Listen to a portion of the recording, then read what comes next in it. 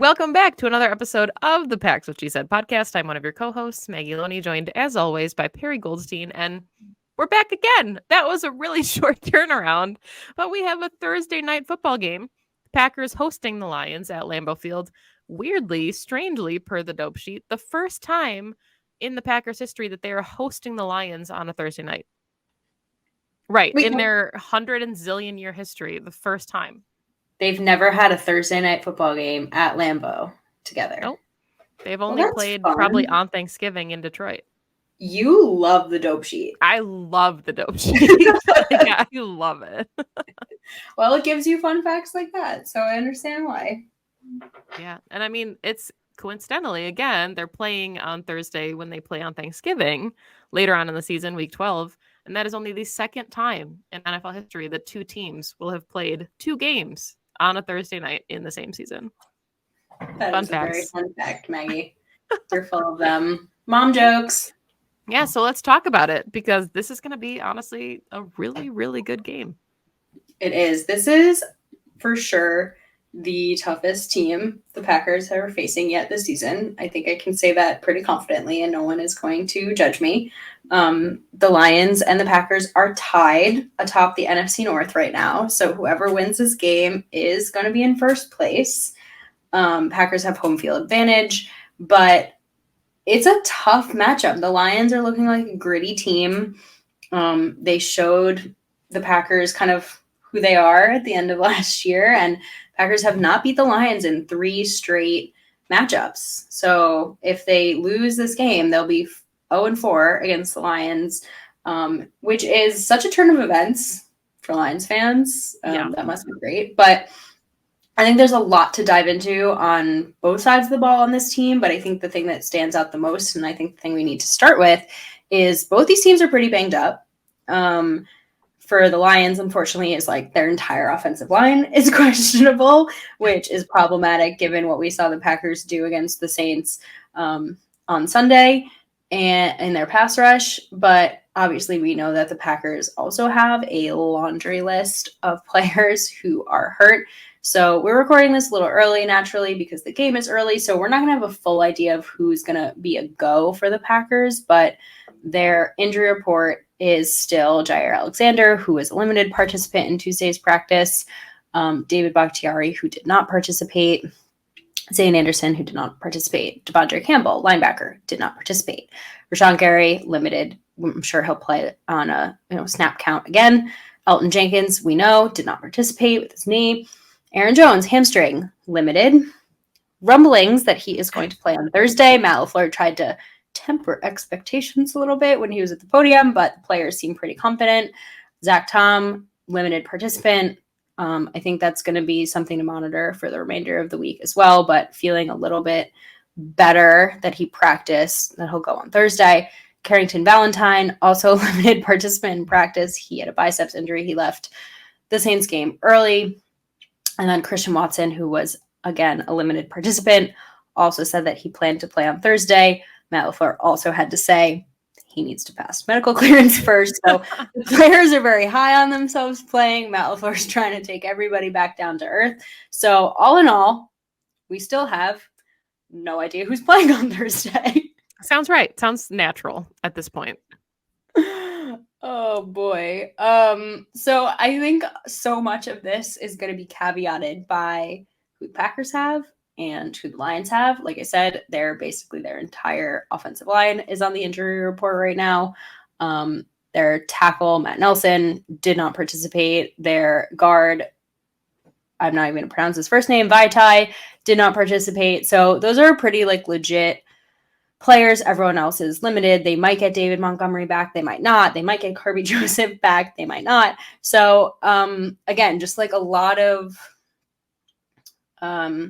question marks, which I also wonder, how do you fully plan for the team, your opponent, to be at full strength, and you just game plan for that? And then if they're not, they're not, what that looks like. So just so much up in the air, and it's really early in the season for all these injuries. Yeah, I mean, I think part of it too is you saw what the Packers are trying to do, right? They targeted Taylor because he was coming in and he ended up playing really, really well, a really promising player, I think, for the Saints. So I think you game plan the way you game plan, and whoever's on the other side of the field is on the other side of the field. But yeah, really banged up.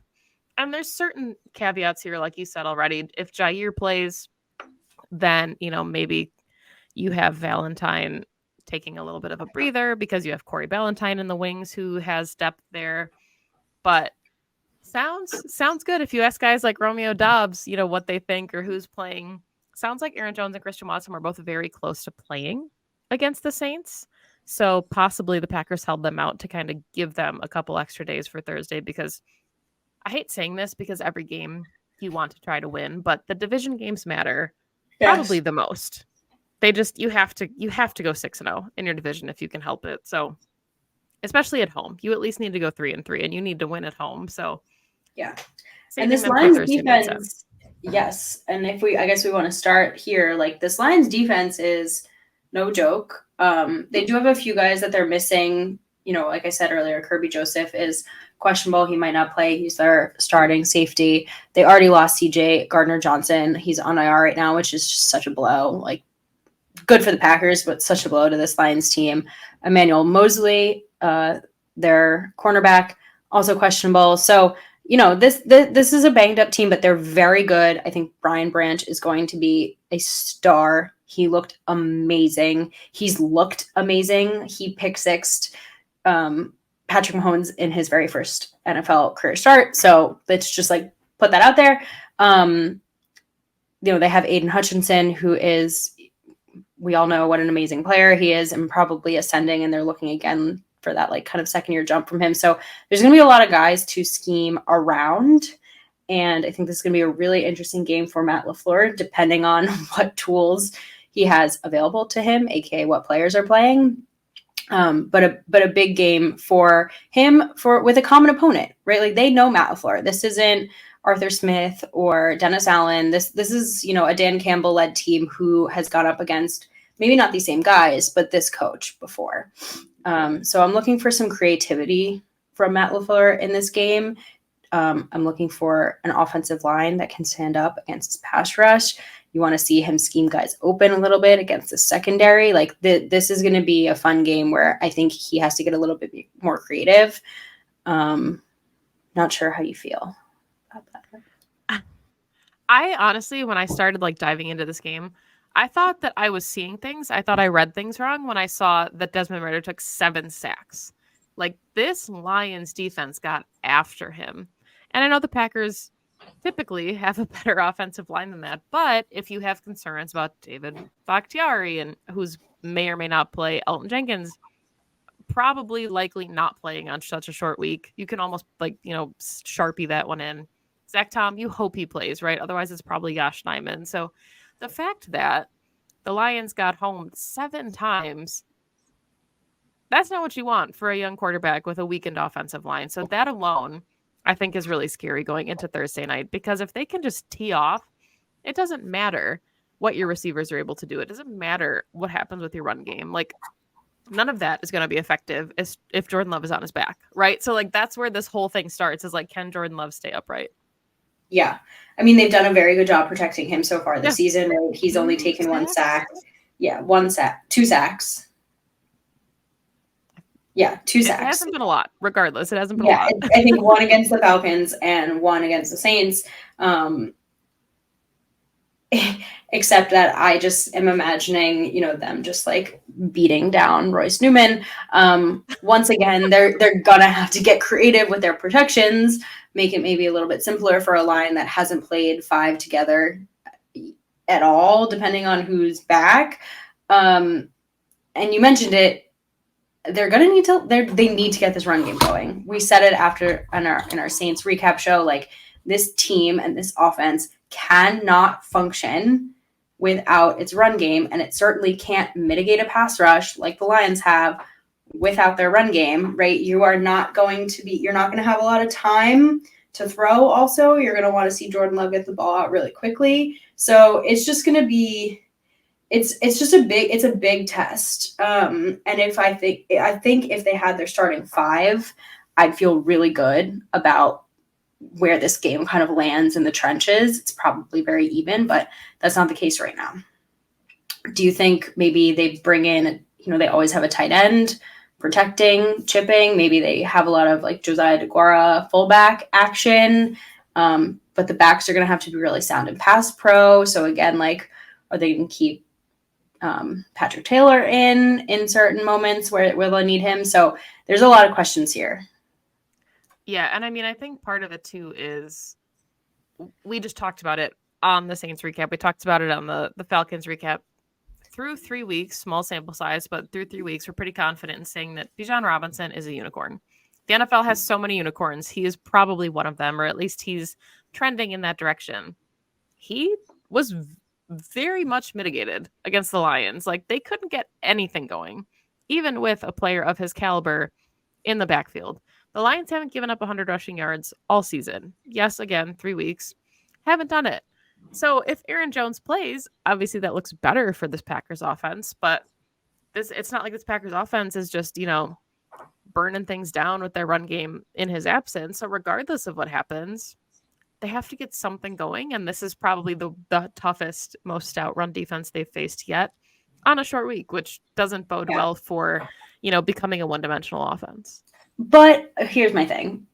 Not just playing devil's advocate here, because I totally agree with you.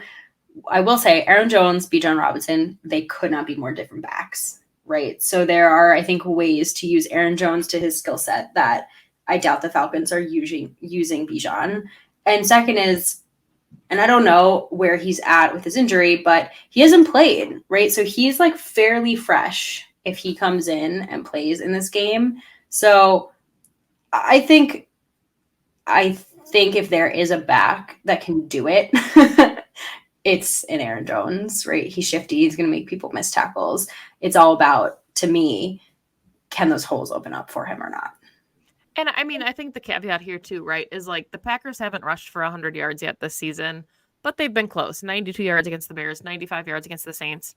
And some of those have come in like really big Jordan Love chunks, which is also part of it. Like Aaron Jones, I think, is going to get some work on Thursday if he plays. Like he's going to be making up for lost time. But a lot of that will probably be in the receiving game where he's mismatched. Especially, we know the Lions have a young inside linebacking core.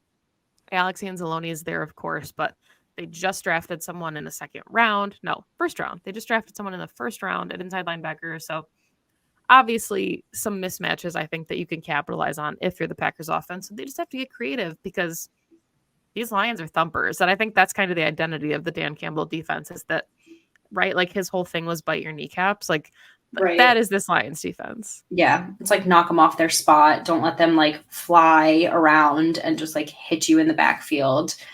Yeah. I mean, in watching the Saints game, something that also stuck out to me was how much spread Matt LeFleuer was calling. It was so much spread out wide, one guy in the backfield. There were a few where like Josiah DeGuara was lead blocking, but like then they didn't even run behind him. And, so much of what Matt LeFleuer did amazingly in 2020 when the Packers are the best offense in the league. And this has nothing to do with the quarterback, right? This is purely formation. Like so many 2 tight end sets, right? So many 22 personnel, 21 personnel, 12 personnel, 13 personnel, like really mixing it up and kind of keeping defenses guessing, but also tons of motion, stack, bunch formations, right? Those kind of like creative looks that aren't just like 3 wide receivers spread out wide. And I feel like that's the formula against a very good Lions defense is just like find ways, like you said, to mismatch, but also find ways to rattle this team. Don't show them what they've been seeing the last 3 weeks that they've been scouting, do things a little bit differently and kind of get them to move around in the way that is advantageous for you. Yeah. I mean, I think you nailed it. I think that's exactly what this Packers offense needs to do, especially on a short week, right? Like they put a ton of things on film. We've seen it in previous years. Matt LeFleuer loves to give the same look and run it a different way. And he's got the offensive pieces to do it. He did in years past with, no offense, like lesser athletes. So the fact that he's got Jaden Reed, Luke Musgrave, possibly Christian Watson coming back, these are athletes. These are freak athletes who run really fast and are really agile. Like put them in advantageous positions to be successful. And I think the offense does okay. Yeah, I agree. And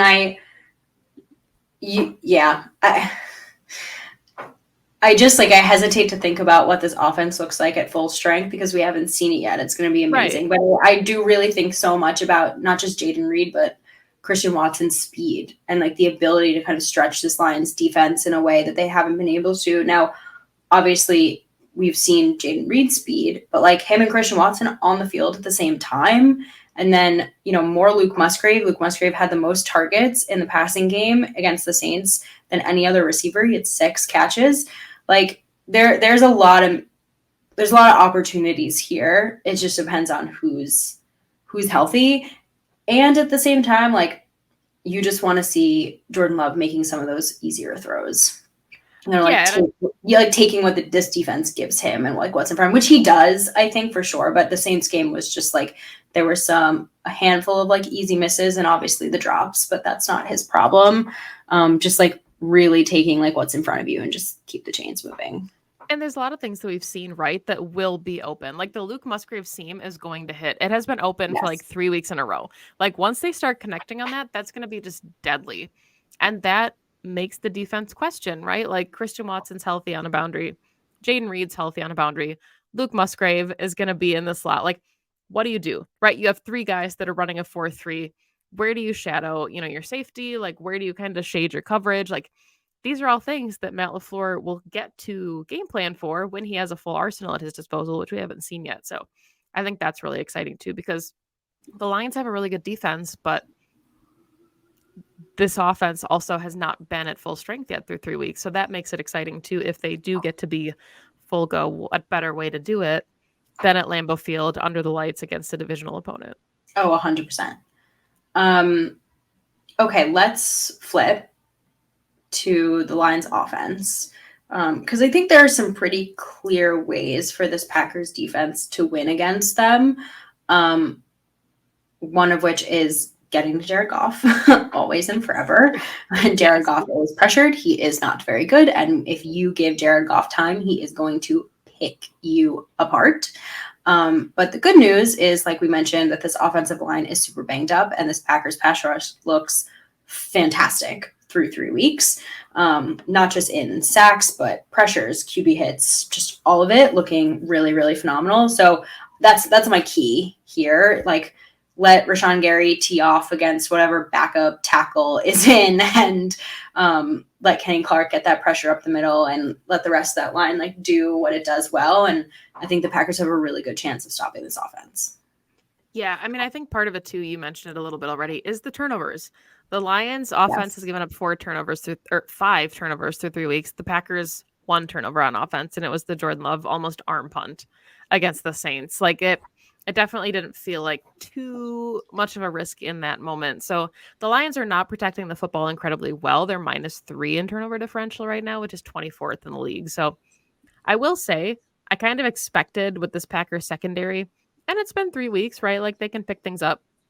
I thought interceptions were going to come like spotted cows in a garage fridge. Like I thought that we were just going to see them everywhere and it was just going to be ample. But so far, it hasn't really happened. So Jared Goff is a guy, he's protected the football really well. He almost broke Aaron Rodgers' streak for most consecutive passing attempts without an interception. So he's playing good football. He's looked pretty good in his last couple seasons with the Lions. But yeah, the defense has to break up some passes and force some errant throws here. Keyword almost. Yeah, I mean, this is something that you and I talked about when we were at the Saints game, right? Is like the defense, while they did a great job, obviously, against the Saints. Like Chris Olave still had over 100 yards on them. They're letting a lot of that, like, and this is a very Joe Barry thing, like kind of contain, keep away, let them take the underneath stuff, whatever. It's bend, don't break again. But like it's Mike Pettin 2.0. Yeah, but my problem with this Lions offense is if you can't do that against Amon-Ra St. Brown. Right. Like that is where he shines. He will get yak on you like nobody's business if you give him the opportunity to get the ball and get around you. Like he will break a tackle, he will break your ankle, and then all of a sudden he's gone for 70 yards. Like this is an incredibly talented player who I think is going to be a real problem. I would actually love to see Rasul on Amon-Ra. I think that's the matchup that I really like. I like Sewell's size and his aggressiveness and his like he's always looking to make a play on the ball. Not that I'm saying that Jair isn't, but they're different players. And you saw Rasul get after a little bit more in the Saints game as well. So, I mean, if I'm the secondary, I'm thinking, okay, contain Amon-Ra, and then let's focus on everybody else, because he really is their big playmaker. I mean, Josh Reynolds, Marvin Jones Jr., like, they don't strike fear into my heart. But Sam Laporta is looking like a really fun young tight end. Really just good. like, the Packers have a Luke Musgrave, the Lions have a Sam Laporta. So there are certainly some mismatches. And then, of course, if David Montgomery and Jahmyr Gibbs have a very nice run game going. So there's plenty to focus on. But, like, this is another game, one guy to stop. You know who he is. And you just have to play, I think, a lot more aggressively against him. Yeah, and I mean, I think it is interesting, right, to see the Lions being in this position where they do have some powerhouses on offense, because it hasn't been the case since Megatron. And now all of a sudden, they've got Amon-Ra, Sam Laporta, like you said, is on a really nice trajectory for a rookie. I think he's second on the team in receiving yards. Josh Reynolds actually leads the team in touchdowns, probably because he's getting a lot of secondary looks with guys like Amon-Ra and Laporta covered. Jahmyr Gibbs looks really fun as a running back. I know that, draft night, everybody was just completely scratching their heads as to why that pick was made so early. But he is such a dynamic, shifty back. He's really fun to watch. So the offense is loaded when it comes to the Lions. Like, there are playmakers everywhere. And that's why it'll be really important for, like Quay Walker to have a really big game if Devondre Campbell can't go. Quay's got the athleticism to match up with just about anybody. And the middle of the defense is where this Lions offense can feast. You already mentioned it. These are really shifty receivers. Jahmyr Gibbs is really shifty as a running back. So covering the middle of the defense and containing that is going to be absolutely huge, because you can't afford to get into the Falcons, kind of mindset where every yard or every down, you're just picking up 4 or 5 yards at a time. And time of possession is going to be huge. Absolutely. Yeah. Because the Lions will beat you, right? You said it earlier. Like, they have this mentality of, like, dog, like, just not let you. They're going to take every morsel, every ounce that you allow them to.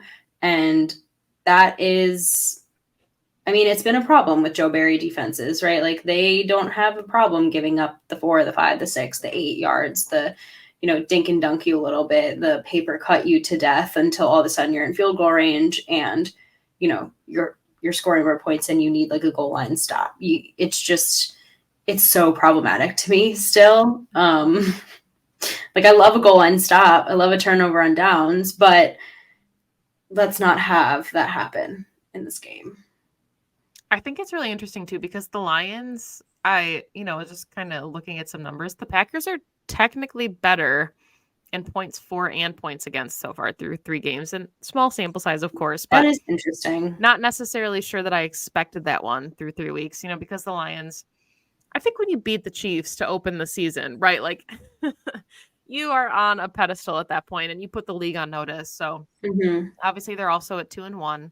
They're really banged up, but this one is going to be significant. And I think we talked about it even in the offseason. Like, the Lions felt like the contenders in the division, and the Packers are a very good football team on paper, but the Lions are also a very good football team on paper. Yes. So this is kind of where you see everything play out. Yeah. I think my overall thoughts on this game is, like, again, this is the best team that the Packers have faced so far this season.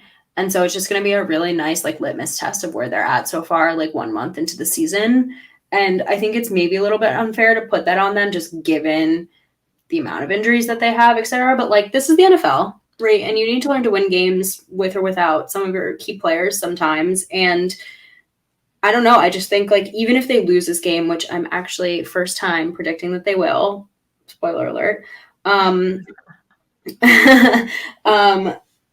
think if they take it to them, like, really take it to them for a full 4 quarters, I'm still going to feel really good about this game from this, like, young team. I think it's going to be, like, the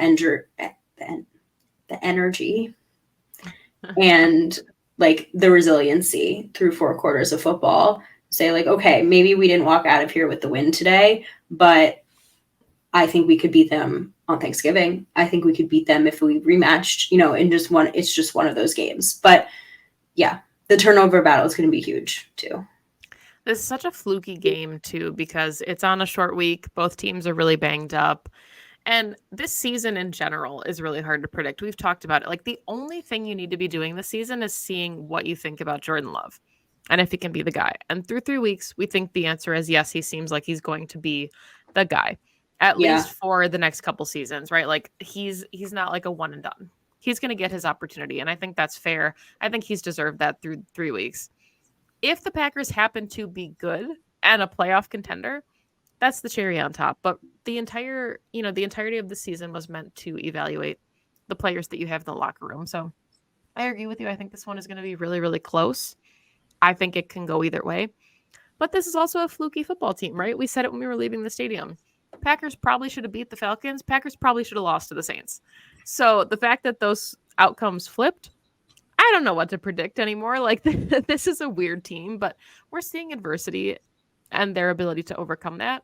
And I think that's so huge, especially when you have such a young quarterback and such a young offense, because you expect the ability to overcome moments of adversity for this Packers defense. You don't necessarily think the offense is going to be capable of handling those big moments.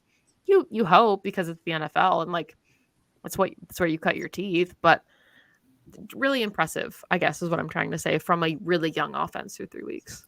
Absolutely. And like, I completely agree. But they also raise the bar, right? Mm-hmm. If you're able to do that once, you're able to do it again, or at least you should be. So I think it's going to be a very different game. There's very, very different teams.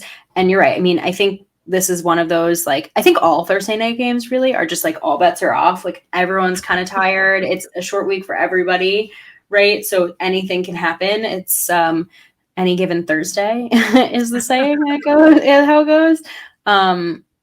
But a tough one, a tough matchup.